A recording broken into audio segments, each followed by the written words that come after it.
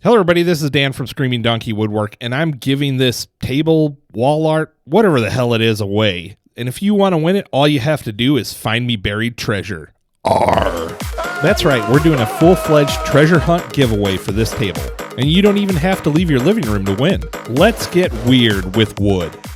All right. I know the first question is going to be, how do I win? How do I win? So you can skip to about halfway through the video and find the rules and see it there. But I put a lot of effort into this, so I'm hoping you watch it. I'm going to hide a small jewel somewhere in my garage shop. Then I'm going to give out a bunch of clues that you'll have to decipher. And some of them even include a cipher. And those clues will lead you to the location of the jewel. And the first person that finds the jewel gets the Goonies table/wall art. But it doesn't end there, because we're going to be adding a bunch of prizes to people who find it second, third, and fourth. And I guess everyone else will have to walk the plank and hope they're not in the version with the giant octopus in it. But for right now, I only have one question for you. Psst. Hey, you want to see my... Red Willie.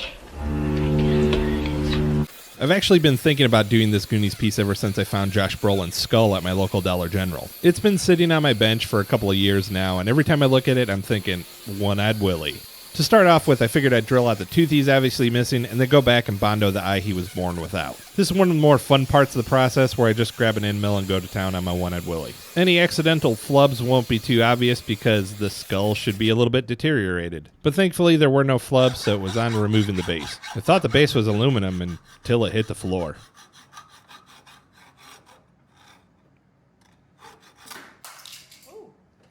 It's some kind of plastic that breaks into sharp shards for your pets to swallow. And because my shop associate Becca sometimes forgets that we do content creation here, she did not film the bondoing of Willie's eye. I do, however, have 30 minutes of footage of her carving an eye into Willie's missing socket. She slowed the video down and swore that there was a dried up eye in that socket. I slowed it down and saw how she could kind of see that, but in the end we had to chalk up her mistake to her being a millennial. She obviously does not know One-Eyed Willie as well as I do. For those of you new to the channel, Becca does great work, but it is the official stance of Screaming Donkey Woodwork to blame Becca for anything that goes wrong. Speaking of wrong, when you push in the caulk, you don't want to smush so much of it in that most of it comes off on your finger and pushes up on the walls. You just want to lightly press on there, and then you don't want to miss any gaps between the UHM WPE and the wood. To Becca's credit, though, I do believe that this mold came out to be completely leak-free. For those of you that are new to the channel and wonder how we do such an easy, ugly, leak-free mold, I'll break it down for you. I mean, this looks terrible. It looks like it's going to leak, right? And we spent all of, 15 minutes making it? All right, let's see how fast I can go. Those white strips are called UHMWPE, ultra-molecular weight polyethylene. We use hot glue to glue both to the polyethylene table and the wood. That's just structural, so don't worry if it's got holes, because we're going to go back with silicone. We let the silicone cure for at least 24 hours. Then we use between an 1/8 and a 1/4 inch of Wisebond tabletop epoxy to seal the bottom. Wisebond. Last but not least, we keep some Flex Seal on hand in case we do have some pinhole leaks when we do the deep pour. So that's what Becca's doing here. She's mixing up some tabletop epoxy, and I'm going to go ahead and drop in a few drops of Trans Tint Blue. I use a syringe to drop it in because it's much easier to control the flow with a little syringe for me than it is to do with the little squeeze bottle. It also comes in handy when I'm trying to repeat a recipe by counting the number of drops or the amount of cc's that I put into the epoxy. One thing to remember is that the color always looks much darker in your container than it will be as you pour it out. And the larger your container is, the darker it will look versus reality. So if you want to know the true color of your pour, the best thing to do is have a clear cup there that's the same diameter as the thickness of your pour. You fill that up, take a look, and it'll tell you if you need to add more dye. Hindsight being 20/20 on this pour, I should have added a whole lot more dye. And you'll see why when we get closer to the end. The little area we're doing now is to contain the Inferno, which is One-Eyed Willie's ship. And while we're doing that, we'll seal up as much of the bottom of the piece as we can. I'm really only pouring about a 1/4 inch. So what do you think of this little plastic ship? So I like the shape of it. I hate the look of it. So I'm going to go ahead and make my own out of wood using it as a template. I wanted to put in a little ship that represented the Inferno, and I found a super cool one on Etsy, and I ordered it, and it didn't come in forever. So I ordered this crappy plastic one off of Amazon and decided to copy it and make my own. I mean, why buy it when you could spend hundreds of dollars in materials and man hours to make it yourself? All woodworkers tell that joke, but in reality, we do it because this is our therapy. It keeps us from harming other people. From a financial perspective, you could even say I'm saving money by buying all these tools and wood because of the lack of legal fees. I mean, lawyers got to be expensive, right? So this is 100% a net positive then. Speaking of your mental health, you thought I was going to do a Better Health commercial, didn't you? Yeah, just bottle that shit up until it explodes, or you need to do some woodwork. So stupid question here, but do you think when I told my editor to add bandsaw sounds that he heard the bee? See, who am I kidding? Because I am my own editor. So I'm still looking for an editor. So if you know somebody, point them in my direction, please. Initially, I just put it there as a placeholder, but then it really did grow on me. I ended up peppering in some more sound effects throughout the video, really just to amuse me. I have a bit more work to do on the Inferno, but it's definitely getting to where it needs to be. And there's only one way to celebrate.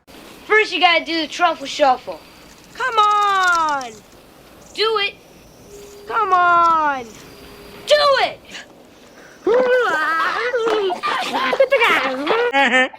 Childhood obesity. All right, we got a nice sealed mold for our lagoon, so now it's time to put in the rocks that match the holes in the doubloon and to put in the Inferno. Once again, we're using that Wisebond tabletop epoxy, and I'm going to pour about 1/8 of an inch down there, and then I'm going to mix up some white Wisebond tabletop epoxy to make our waves a little bit later.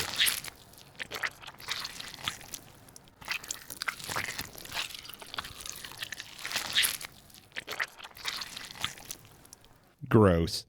I carved these rocks out of walnut, matching them up to the little holes in the doubloon, and then place them into the water where they go, and then use the doubloon there at the top as a reference. Doubloon is just a fancy word for coin. Then I went to place the Inferno in, and I immediately knew I had an issue because epoxy tends to flatten things out when you have the top view on it, and I really didn't want it to look flat, so I wanted to place it a little bit more on an angle so you would get a better view of it from all angles of the table. But while I was thinking about that, I went ahead and started dripping on the white epoxy, and really you just kind of want to make a pattern of what a wave line would look like.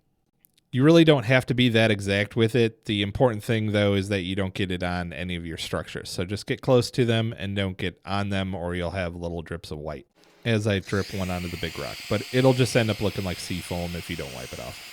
So then you hit it with a heat gun, and that's where the magic happens. So you hit it with the heat gun, it all starts spreading out, and as you can see, when it cools, it leaves a little cellular pattern that looks kind of like white foam. I made the mast on the Inferno there by taking a piece of walnut, sticking it in a drill, and then holding a piece of sandpaper there until we ended up with little sticks that ended up about the size of toothpicks. And as you can see, I did finish up some of the detailing on the Inferno there, including cutting the sails off that little plastic ship that we had and gluing them onto our hand-carved Inferno. It kept falling over, so eventually I ended up just gluing a popsicle stick to it so it would hold in place. Then once this tabletop epoxy cured, it would be stuck in that position and we'd be ready to do our deep pour. So the people on my live kept making fun of me because I kept bragging about how I handmade that Inferno. And the reason I did is because I have zero manual dexterity. So carving something out that intricate really took all of my effort. I was very happy with the results. I know I was more lucky than good on that one, but I'm allowed to have a proud papa moment from time to time. And now for the wonderful sounds of demolding.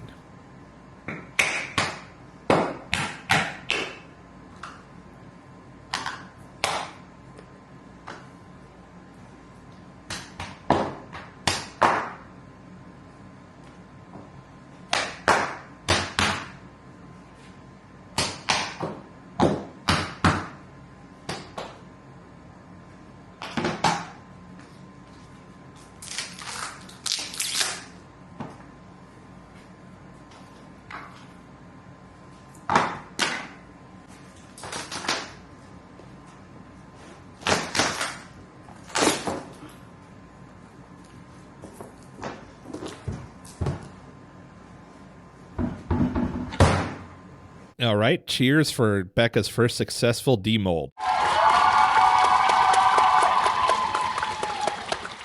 After the successful demolding, it was time for flattening and carving in our shapes.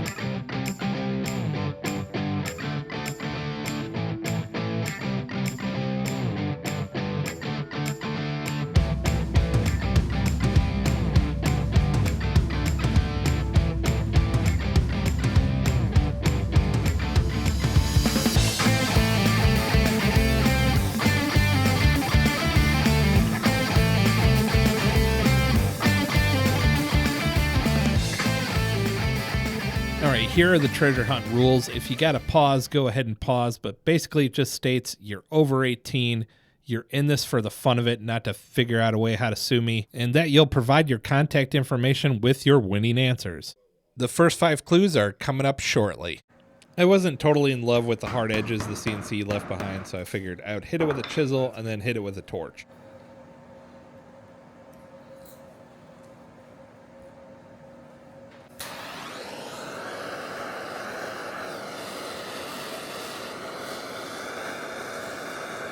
This is one of those cases where you spend all this time making it look perfect and then spend a bunch more time making it look imperfect.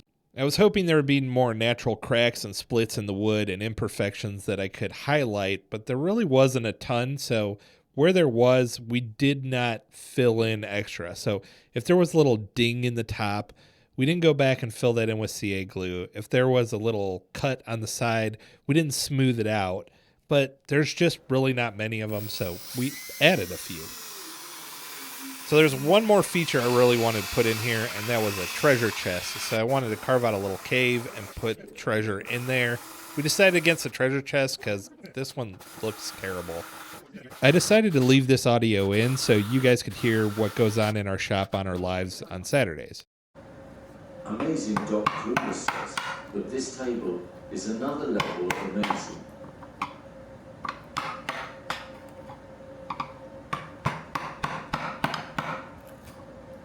It's going to be a fun one. Amberlin says, oh my god, I love this. Giggles Dragon says, I love Matthew Lillard. He's a D&D player law. Is he really? Did not know that. Learn something new every day. Amazing Dr. Curtis says, I so hope you can marbles somehow. Little Futuro says, that doesn't surprise me, Lord.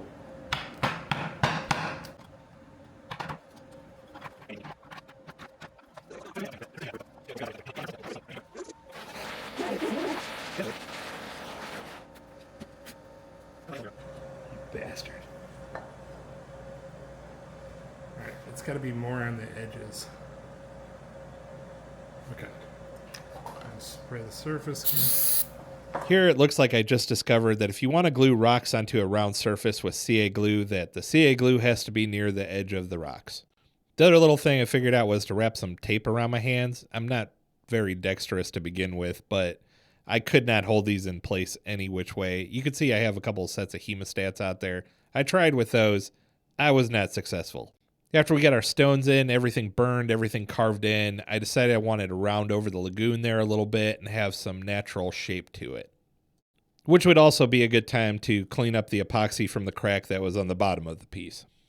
I'm using a cut saw blade to do this, and I like doing it, but it's one of the messiest things that I could possibly do in my shop. If you do enough epoxy like this, you end up looking like a snowman.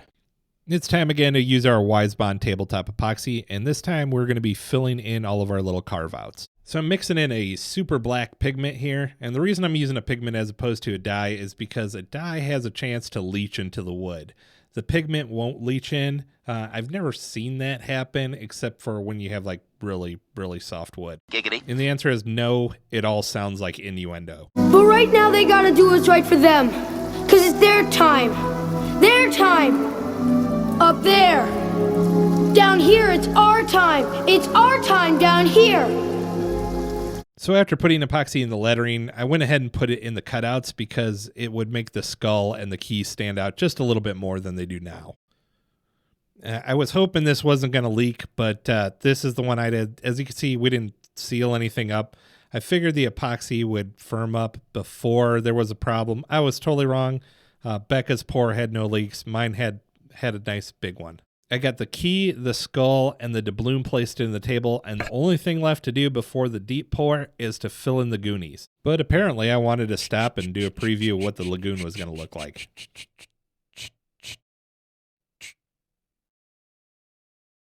This may be a little bit hard to believe, but this is the very first time that I ever mixed 2 colors of tabletop epoxy. It's just really never come up before.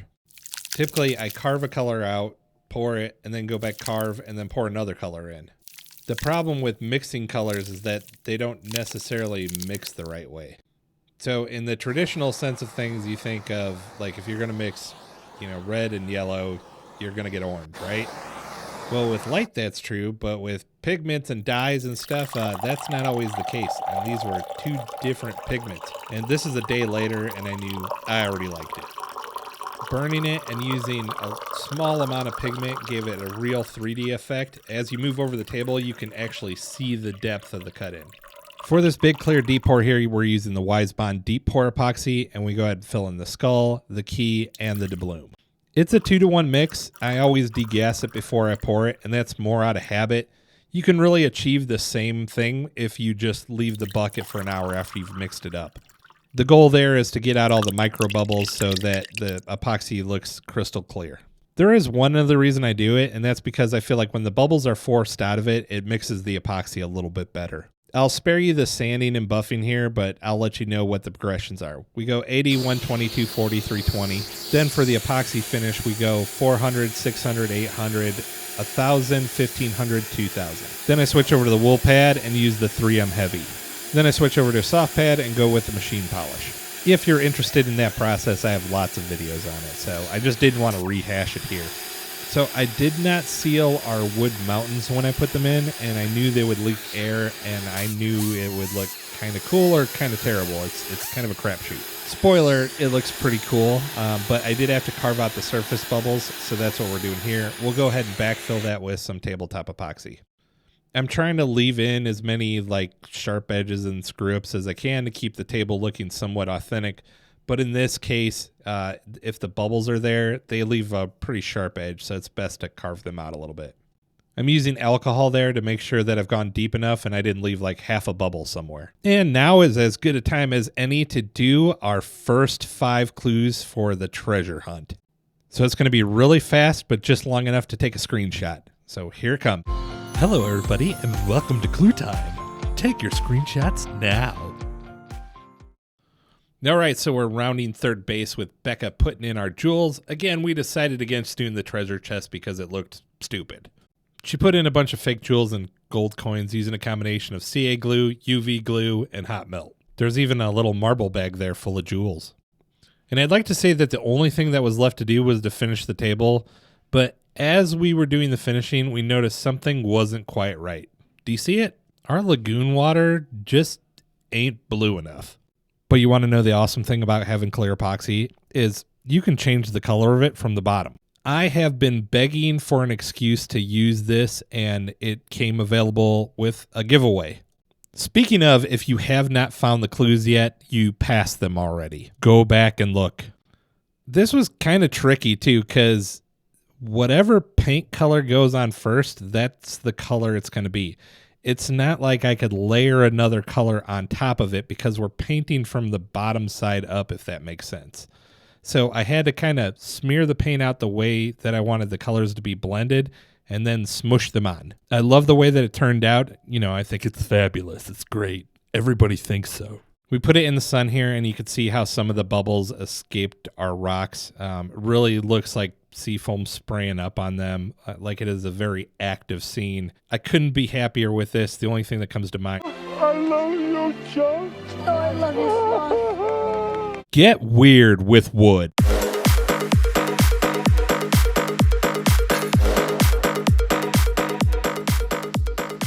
Hey, if you're looking for clues, you got to back up a little bit. But you can watch some of my other videos. What else are you going to do? Capture the Fatelli brothers. Let Michael Jackson use your bathroom. Observe a police chase.